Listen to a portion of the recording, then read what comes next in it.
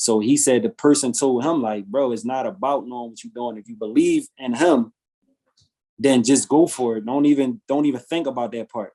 And I guess the person that gave him that advice just triggered him to say, like, come on, let's do it. Like, it just triggered him. He called me, he's like, yo, let's do it. And the first thing he did as my manager, he got me a photo shoot. Probably like 2 days later. You know what I'm saying? He was like, yo, we're gonna get a photo shoot. And from that point on, he was hands-on nonstop. You know what I'm saying? Okay. And that's how that came about, man. And we just started.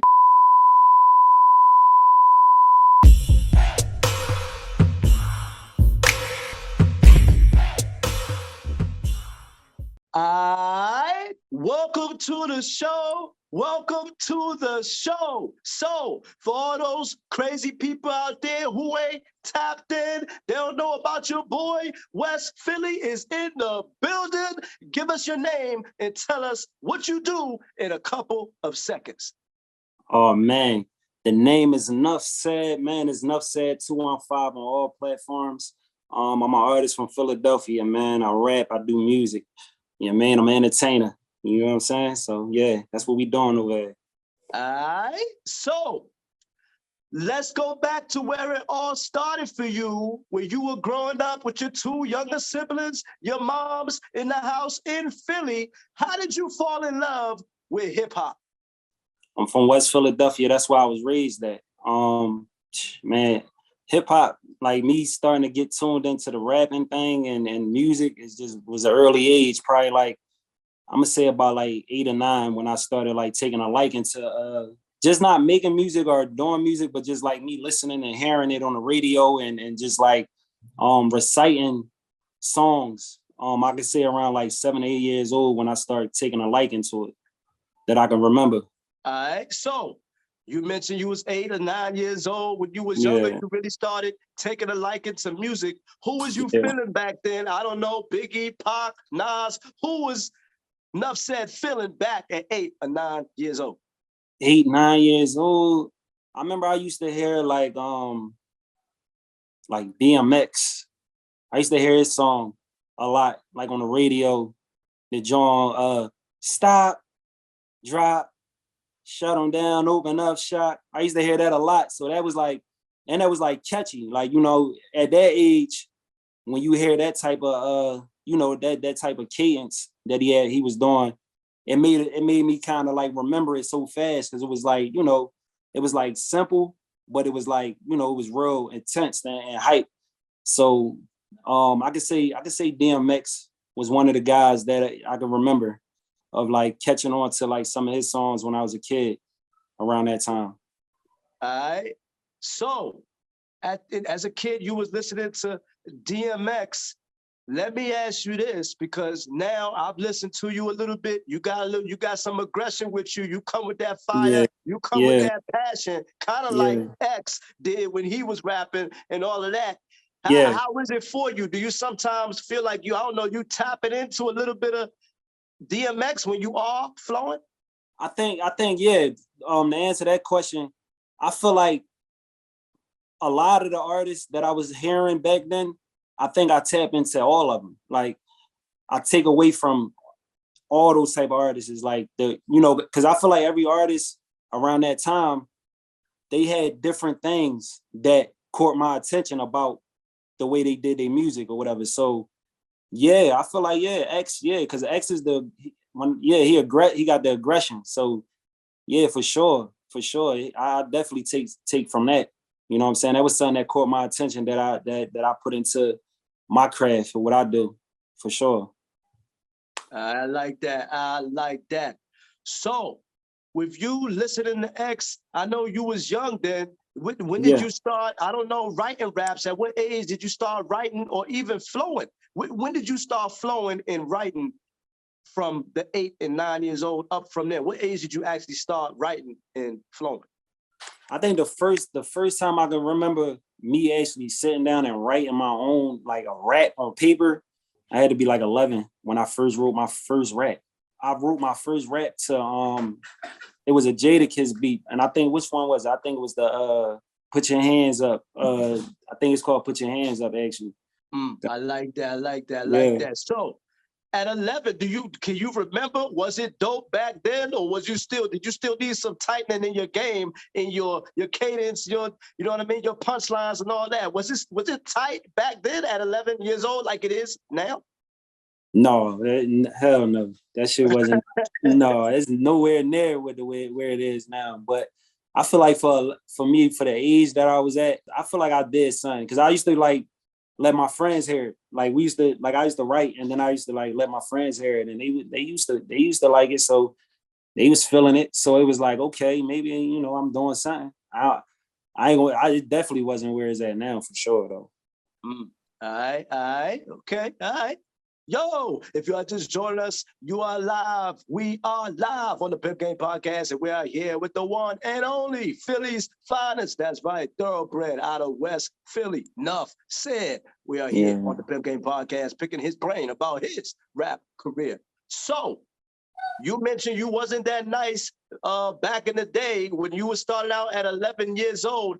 At what point did you start battle rapping? Because I know New York got a lot of battle rapping, New Jersey, Philly, all of that. They do a lot of battle rapping over there. Shout out to Cassidy. What's up? When did you start battle rapping? I think I started like my first. I can remember like because that was a thing when me coming up as like a teenager. That was a thing. Like we used to like walk up and pull up on like walk the different blocks and neighborhoods and actually like look for people to battle, like just random people. You get what I'm saying? So I could say probably the first time I actually probably had like my first battle probably was like I probably had to be about like 14 or 15, something like that. Yeah, around that. Yeah, 15, yeah, probably 15.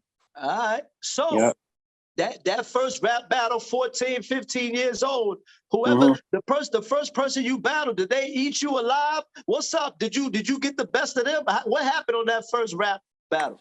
I can't remember the exact moment, like who it was or what happened, but I remember we was going around just battling different people, me and my friends, because me and my friends used to rap. So when I started, like one thing about me and my friends, like growing up, whatever one of us did, we all tried it. Like if one of us got a bike, pedal bike, and was riding, making wheelies, we all asked our moms, like, yo, can I get a bike? I want to wheel. So it was like me and my friends kind of moved as a unit on everything. And when rap came and involved, all of us just started doing it. So it would be, I can't really like pinpoint the exact situation, but I do have moments where I remember certain battles that I did have, and not my first one though, for real, but I can pinpoint a few of my battles that I've done before. Yeah, man. Yeah. Okay. All right. So with you being fascinated by the rappers or the hip hop artists of the 90s, that's when we had greatness in music. Right? Yeah. That's when greatness was there. Kiss, Cassidy, Styles P, all these people, Cameron, Mace, all of that. What's up? Who would you say your style is probably most similar to? I know we mentioned DMX, but who would you say your style is probably most similar to? I tap into different like lanes. I mean, I hear people call like I talk to the females. Like I make music for females also, like sexual type of music. So when I be tapping into that lane, people tell me like, yo, you remind me like of like how LL did it. You know what I'm saying? Like you like a new version of LL, like you know what I'm saying? Like the new age of LL. So in that lane, people will tell me that far as when I'm talking to the females. But far as me just talking, like when I'm talking to the streets and just rapping, period, I don't know what's up, gang. I can't pinpoint a actual rapper that I feel like I probably could remind you of, but I could tell you my favorite rapper of all time is Biggie. Yeah, man. So I know I take a lot from what he did because I feel like he was so versatile. He was able to talk to the ladies. He was able to talk to the streets. He was able to give you a song that for the clubs. He was able to talk different ways, and I feel like I think I take from him. Like I try to take from what he done with him being versatile. So if it is somebody, not saying I'm comparing myself and to Biggie or nobody like that, but I think I done took some of what his angles of how he went about making music. So big for sure. Okay. I like that. So you mentioned Biggie. Biggie Yeah. was one of those, he had jewelry everywhere. You know, he always talked about jewelry, the riches, all of that. One thing I noticed about you, you don't wear a whole lot of jewelry. It's not a whole lot of flash. Now, from what I see, do you see yourself moving into maybe having a lot of jewelry in the future, or that's not really Nuff Said's style? I feel like, of course, at some point, I'm a, treat myself to some nice piece of jewelry, for sure. Chain, nice watch, all that type of stuff. But like you said, I'm not infatuated by that type of stuff. Like it's not a must for me. You get what I'm saying? But of course, I'm like I said, it's nice to be able to get stuff like that and put that stuff on and for certain occasions and stuff like that. You get what I'm saying? So of course, at times for the occasion, I definitely see myself doing that type of stuff here and there. You get what I'm saying? But I'm not real big on that. Like it's not that serious for me. You know what I'm saying? Okay. Yeah. All right. I like that. I'm feeling that. So for a young rapper out there who looking at Nuff Said, I know the rap game is it's crazy when it comes to women, right? Or ladies and things like that. I don't know. Is there a lady out there, childhood friend, who wasn't paying no attention to Nuff Said back in the day? All of a sudden now her eyes is open. You ain't got to call her name, but what's up? Is that a real thing where maybe somebody ain't tripping off you back in the day because they don't know what you really got? But now their eyes is open. They're looking at you, checking you out, and seeing what Nuff Said got going on. Yeah, for sure. That is a thing. Yeah, it is. I speak about stuff like that in my music. So for sure. Like I think that comes with I think that not just music wise, but I think that comes with anything. Like, sometimes some people don't see what you got going on, or they don't see a potential to say. They don't see a potential until you lock into what you got going on. So I done experienced that for sure. Hell yeah. I done experienced. All right. I like that. All right. Yeah. Yo, if you are just joining us, we are live on the Pimp Game Podcast. We're here with the one and only Philly's thoroughbred, Nuff Said. I like it. We are here talking to him about his rap career. So you mentioned childhood friends earlier, that you guys would try everything that one person did. One of your childhood friends is your manager, Larry, a.k.a. Juice. He what's up with him? How important has he been so far to Nuff Said's success as your childhood? Man, he been a major part, a real major part, man. Like you said, man, him knew each other since we was kids. We lived right next door to each other since I probably was like, I say about like 9 years old, 8 years old. So me and him lived directly next door to each other from down West Philly. And the energy that he be giving out that y'all see when he on them videos and stuff like that, that's the same energy he had since we was kids. Like no exaggerating at all. Like he always just was energized, like every day, loud. And when we was kids, sometimes it used to be annoying, like, bro, like you too hype. Like, you know what I'm saying? Like, damn. Right. But I feel like he channeled it into something that, you wouldn't know as a kid, but he channeled that into, with the music with me and the ad living. And the thing is, he used to rap at one point when we was younger or whatever. So that's why his ear for it and our chemistry is so crazy, because we've been like playing around with it since we was kids. So it's like we had like a head start with learning each other and the way how I go about doing my music. So it's like, it's a chemistry now. Like since we older, and it's like, now it's just flawless for real. It's effortless, because it's just something that we've been doing since we, just this type of energy with each other since we was kids. We just learned the way how to channel it into doing with the music thing now. You get what I'm saying? Right. Okay, yeah. I like that. So you mentioned him being, obviously he's your childhood friend. How did that go down for him being your manager? Like, how did that discussion go? Like, did he just come to you like, yo, you dope, I want to manage you? Or did you go to him and say, yo, I need somebody I could trust? This rap game, the music game is kind of a whole bunch of snakes out here. What's up? I need somebody I can at least trust, at least a little bit. What's up? Will you back me or whatever? How did that go down for him becoming your manager? That's a good John to ask, man. Actually, so basically what happened was I started doing the music thing on my own at a certain point in time. I just started when I started taking it serious at one point, like before it was just like me just playing around with it and just doing whatever. But I decided at one point to take it serious. And at this point, he wasn't my manager or nothing. He's just my friend. He just supported me or whatever. It was a point of time I locked myself in a studio for like 2 months straight, just doing music, recording, you know what I'm saying? So I started letting him hear stuff like, yo, listen, I just recorded this, recorded that. And he like, damn, this shit hot, bro. Like this, he like, well, all right, he like, you hot with it, like you killing it, dog. Like, and I'm like, good looking. So from that point, he'd take like some of my music and he'd be like taking it in the car, he'd be driving around with it and stuff like that. So then I built it up so much music at one point in time for me just recording every day for 2 months. And the guy that I was dealing with, his name was Dre Mad Beats. And shout out to Dre Mad Beats. He was a guy from my neighborhood that actually, he was the first person that was like, yo, come on, I like what you're doing. I think you got potential. I got a studio in my house.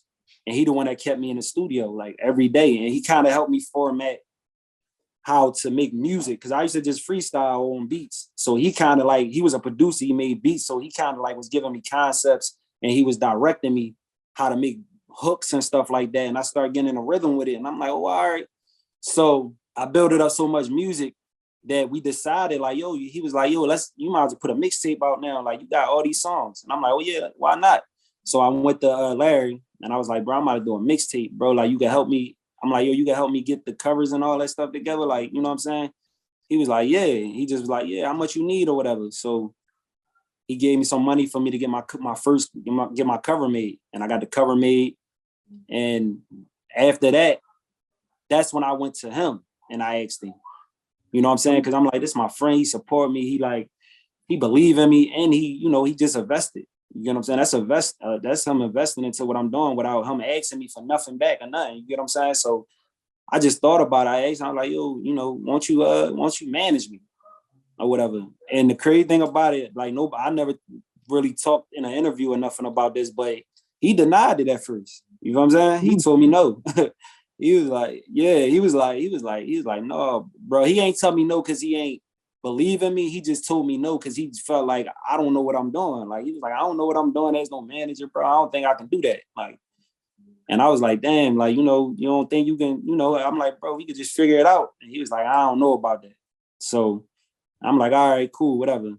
And then probably I say a couple days later, he called me and he was like, yo, I had a conversation with somebody that is a manager. And I told them what you came to me about it. And I told them like, yo, I don't know what I'm doing.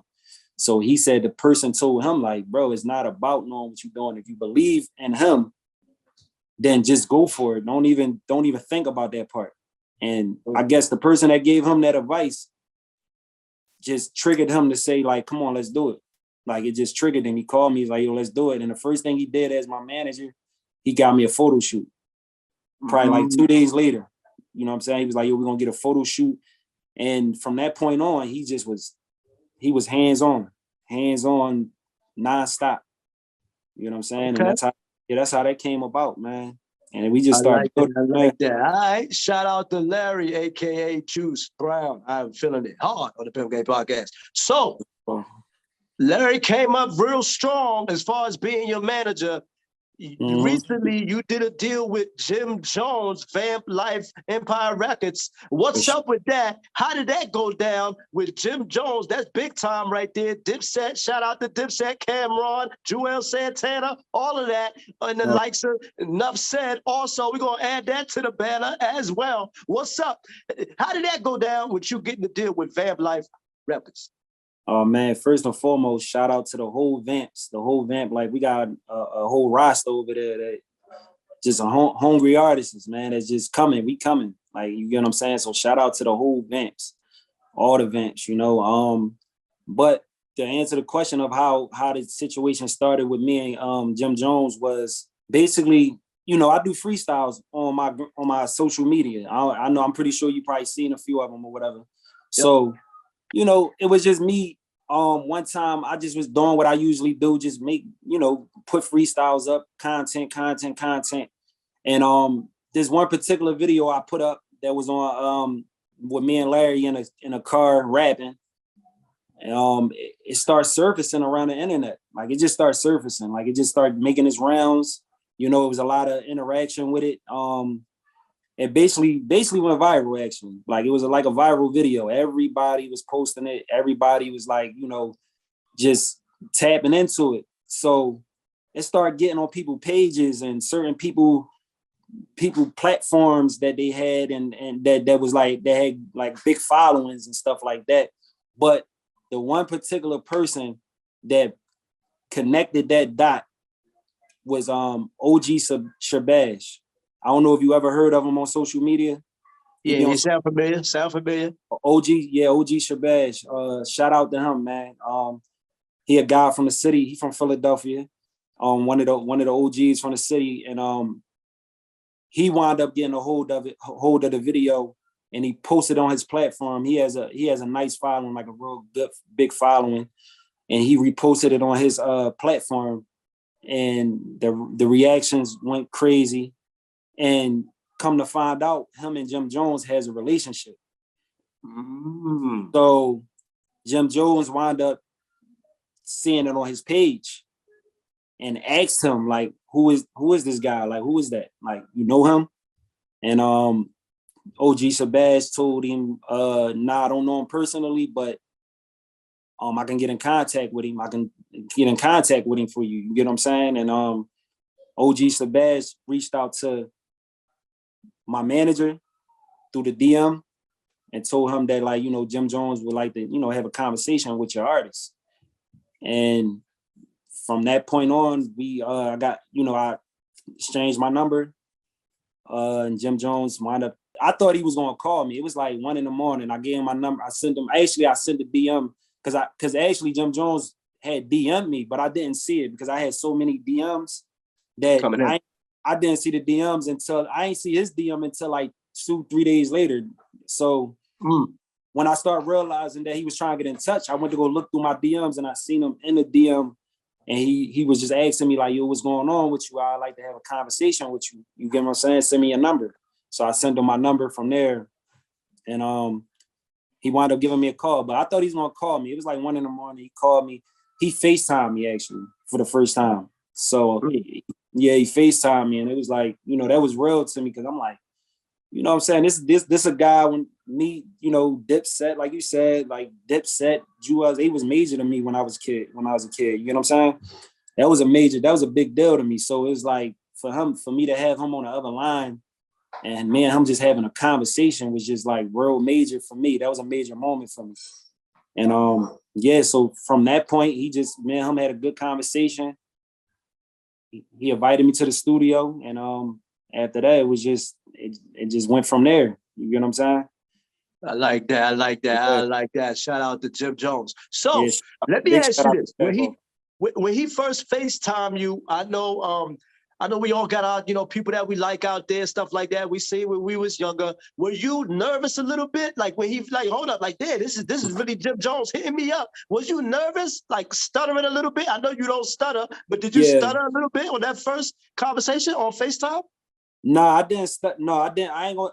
I probably was a little nervous. I'm not gonna say like real like nervous, but it was like more of an anxious feeling, like you get what I'm saying, more anxious than nervous. So it was like, you know what I'm saying, just trying to wrap it all up in one. You get what I'm saying? Because it was like it came out of nowhere. I wasn't expecting it. Like I know that stuff happens because when you doing what you're doing and you working hard and you put things gonna come your way, but you just don't know what's gonna come and you don't know how and when. So I was a little anxious of trying to understand what was going on.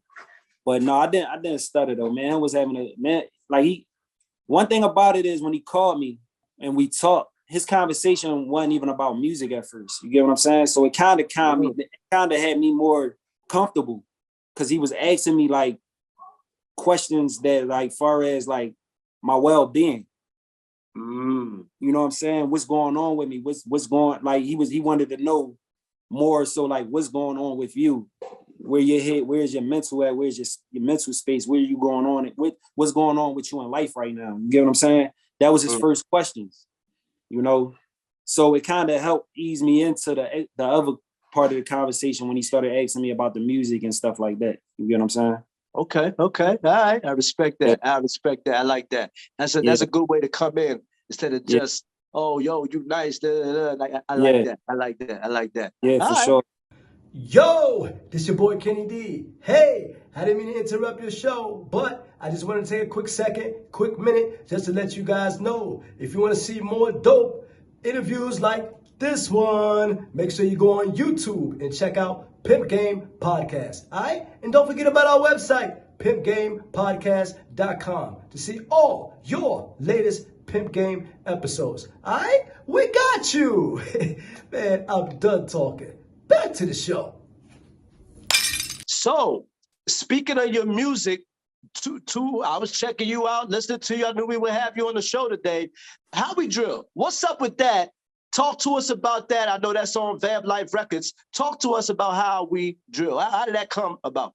Oh man, how we drill, man. Listen, man, that's a dope record, man, that I put together.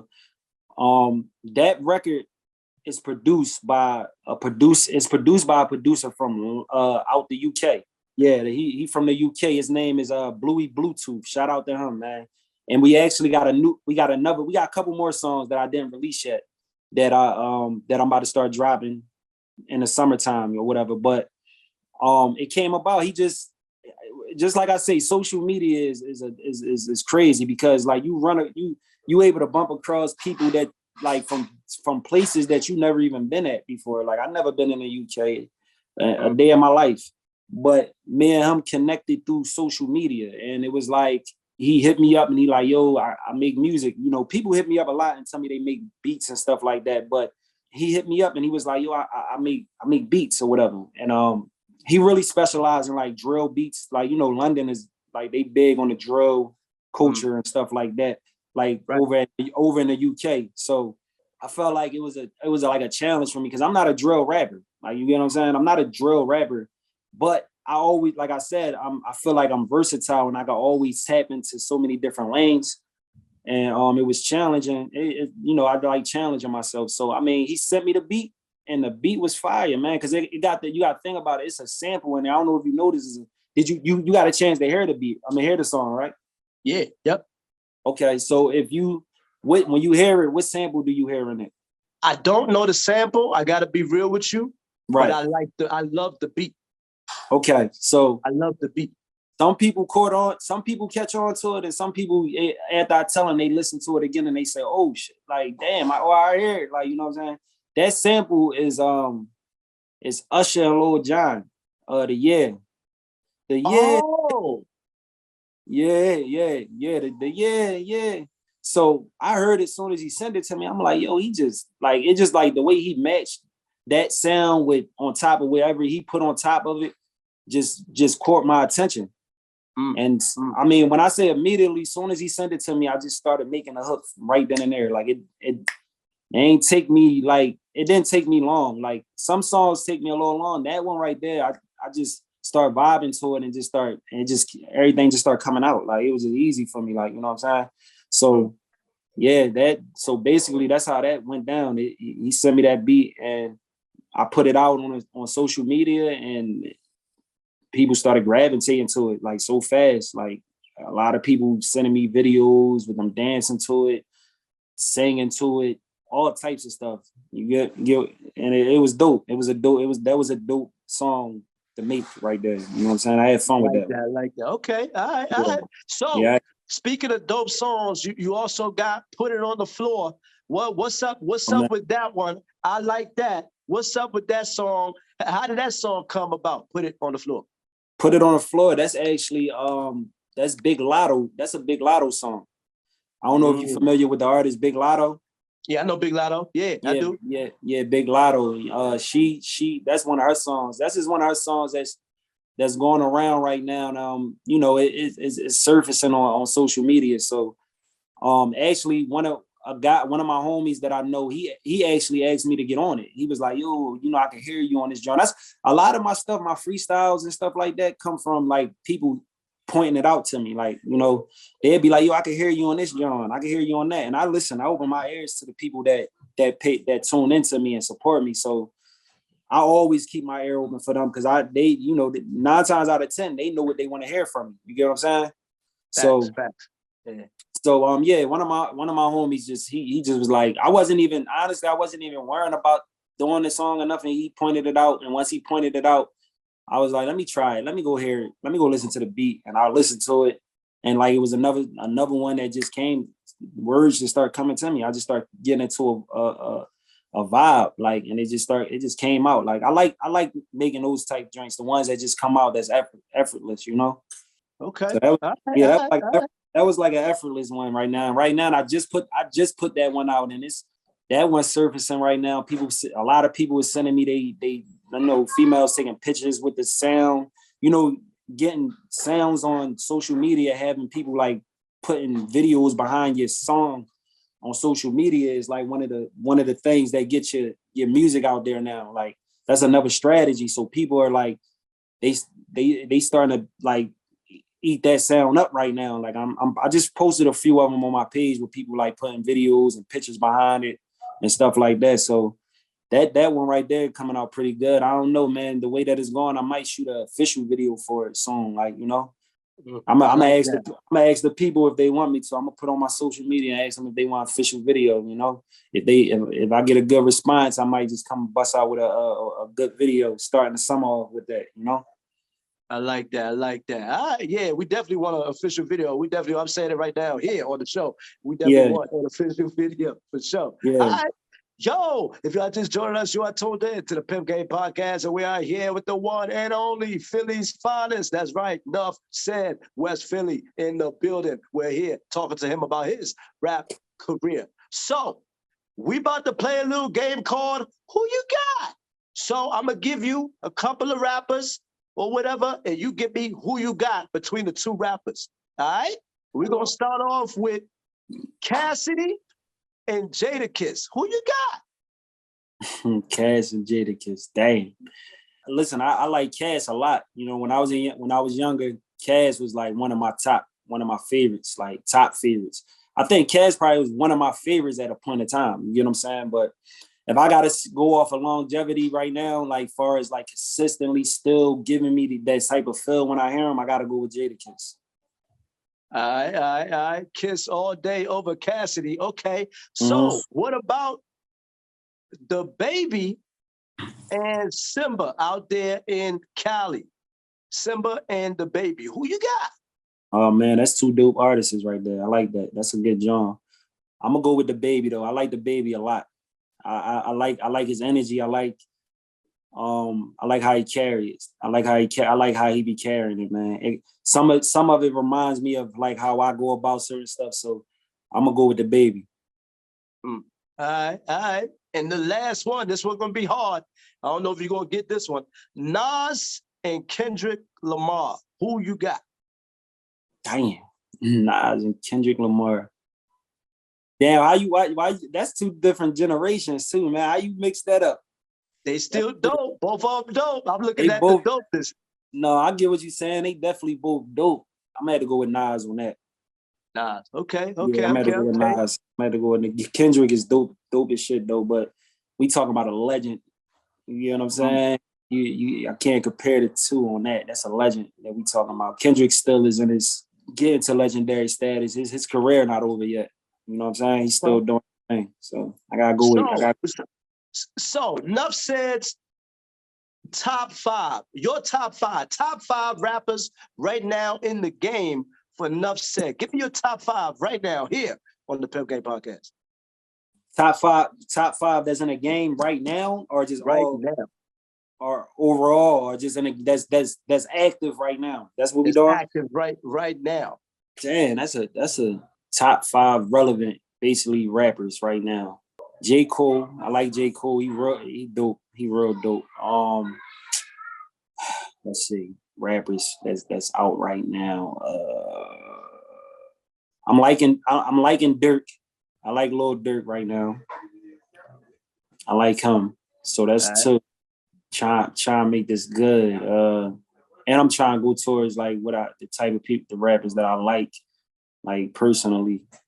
You have people stuck with these questions, boy, with these rapper joints, man. I can't leave Meek out at all. Meek like one of my favorites. He from the city, you feel what I'm saying? So I gotta go with Meek. Who you just said, the baby? Yeah. Let me see. I like the baby a lot. I like the baby a lot right now. Like I said, I like his energy. You know what I'm saying? I like it. I like how he go about it. So yeah, I could put the baby in there. I could put the baby in there as one of the top guys that I like listening to and tapping into. Let me see one more. So that's 4. You ain't got Nuff Said ain't on the list. It's number 5. What's up? We talking about. Look, I'm thinking about just people that's in the game right now that not including myself. You know what I'm saying? I thought that's what we was on. Oh yeah, that's what we on. Listen, when it come to me, I listen. I'm gonna be honest with you. When it come to me, I feel like I'm the best. Period. Like, you know what I'm saying? Like, when it comes to me, I feel like I'm the best. When I step in that booth or when it's time to go get busy, I don't see nobody. You get what I'm saying? There's nobody in front of me. I black out. So, of course, I feel like I'm definitely that. Like, you get what I'm saying? But I'm trying to think outside of that. You get what I'm saying? So. Okay. All right. So we got Nuff Said's top 4 on the Pimp Game Podcast. I like it. All right. So Philly was hit with a blow last year, a couple of years ago, however you want to call it. A rapper, fellow brother of yours from another mother, PNB Rock, was killed in Cali at a local chicken and waffles place. What's up? Where were you when you got the news that PNB Rock had passed away? Oh man, yeah, man, that was a big loss for our city, man. With PNB Rock. Yeah, the whole city was messed up about that one, man. That was something that just came out of nowhere. I mean, it always comes out of nowhere when it comes down to stuff like that. Like, it's never you really could prepare yourself for that, but that was a shocker for the whole city. I can't remember exactly where I was at when it happened. Maybe I probably was in a house or something, probably in a crib. When I started, I found out through scrolling through social media, like on Instagram, and seeing people post and just seeing so much news around it. I probably was. I think I might have been in the house when I heard that though. But yeah, that was a major loss, man, to our city, man. Like, one of the guys that took it to that next level from our city. That was like a devastating situation for sure. So let me ask: Did you ever meet PNB Rock at any time? And in your career, did you ever? I don't know. You got a homie that, or you know somebody close to him. What did you ever have a relationship with PNB Rock? Nah, I never. It's crazy. I never met PNB Rock. No, I've never met him. I only seen him one time. I went to Powerhouse one time, and he was performing at Powerhouse. This probably like two. What we 2023? It probably was 2019 actually when I seen him actually in person, and he was performing at the Powerhouse. But nah, I never got a chance to actually meet him personally. No. Okay. All right. So today's topic of the show is Russell Simmons getting into it with his ex-wife Kimora Lee, or what have you, over the kids and stuff like that. It's going up on social media. Everybody's talking about it. What's your thoughts on that, where the kids are almost like getting turned against him? He's being labeled as a bad father. What's your thoughts on that with Russell Simmons and his ex-wife, Kimora Lee? I don't know the full story on that. I seen like a little bit of it on social, or like come across my timeline, but I don't know the full situation. Like, I think I seen a video of like Kimora. Is that his ex-wife or his wife? His ex-wife. His ex-wife. Okay, y'all seen like a clip of her like expressing herself about something that was going on between them two. I seen like a short clip, but I don't know the full situation. So you could probably fill me in on exactly what's going on, so I can, So Russell obviously Russell Simmons. I guess he was taking care of the girls, from obviously those are his kids, but he hasn't been himself, quote unquote. I guess accordingly to them, he's been disowning them, ain't giving them money for college, stuff like that, and the kids wish Kimora Lee, their mother, happy Father's Day on Father's Day. That's what they did. Oh yeah. Instead of wishing Russell Simmons a happy Father's Day. That's what they did. So that's what kind of led to the whole big story. So basically that right there that's where it stemmed from, with everybody coming out talking about it and stuff like that. Yeah, that's kind of deep. That sounds like some real family issue behind closed. I be, with stuff like that, it's kind of messed up that it gets out to the public, like family issues like that. For something like that to happen, where you said that they wish the mom a Father's Day while the dad is there and alive, and that sounds wild, man. But it sounds like an issue that they need to really like handle behind closed doors to me. Because once the public get it, it's like everybody got their opinions, and people start taking sides and stuff like that. And I don't get it, I don't get in between stuff like that, because, people come out and start taking sides on somebody, and then, they family. So at some point they might wind up coming back together and, resolving the issue. And now the people that pick each side is like, it's like, what was all that for? It was. So I think that's a family issue that I feel like they just need to get done behind, get situated behind closed doors for everybody go through it. That's normal stuff. I mean, I'm pretty sure they rich and all that, but that's just what people go through every day. Like normal stuff that I feel like should be taken care of behind closed doors, basically. All right. I like that. Well said. So, yeah. When you make your first meal or half a meal, whatever, with you putting out music the way you putting in work, what is Nuff Said gonna buy? What's your first thing you're gonna buy? We want to know right here first on the Pimp Game Podcast. Man, when I touch my first meal, nigga, I'ma act up, scroll down my call log, hit my ex up. When she answer the phone, I'm like, guess what? We ain't broke no more, bitch. You messed up. You know? That's one of my joints right there. That's one of my songs that I put out a little minute ago. That was actually another John that went viral too. At a point in time. So, but yeah, no. On some serious though, you said when I get my first meal though. First meal, what you gonna do? First million, man. I'm gonna tell you this. First $1 million that I get, investing, situating my family, and that's my two main priorities. Investing, finding something to invest in outside of entertaining and music, something that can be lucrative, for the long run. You get what I'm saying? Something that I can have that's accumulating without me having to, be like involved with it too much. Something that move on his own, like generate money on his own without me having to be really involved in it too much. And setting my family up, man. That's the first thing. Setting them up, making sure their living situation is intact. And that's my main thing. And everything else is just gonna be, after that gets situated, then we have fun. All right.